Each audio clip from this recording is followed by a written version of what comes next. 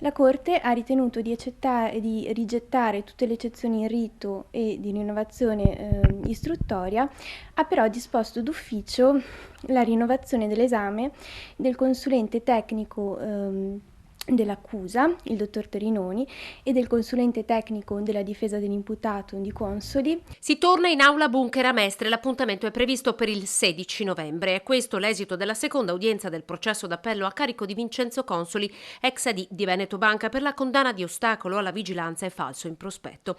In primo grado Consoli era stato condannato dal Tribunale di Treviso a 4 anni di reclusione, un tempo necessario per riesaminare i dati presentati dai consulenti tecnici delle parti, che non coincidono. Per far luce e precisare alcuni punti che ha ritenuto che nella sentenza di primo grado non fossero effettivamente chiari, quindi da un punto di vista di dati. Patrimonio di vigilanza, capitale finanziato, svalutazione del credito.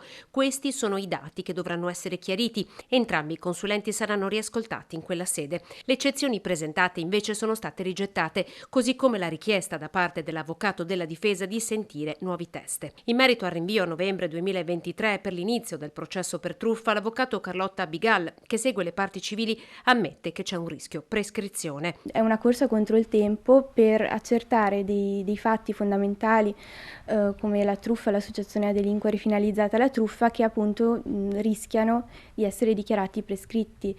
Poi c'è l'appuntamento con il processo al responsabile civile degli azionisti di Veneto Banca, PricewaterhouseCoopers, a gennaio del prossimo anno. Anche lì diciamo che bisogna sbrigarsi appunto per non far prescrivere il tutto. A mio parere i risarcimenti ai risparmiatori potranno anche arrivare da lì, potranno arrivare anche soprattutto nel caso in cui il responsabile civile PricewaterhouseCoopers, per quanto riguarda gli azionisti di Veneto Banca, sia condannata effettivamente al risarcimento.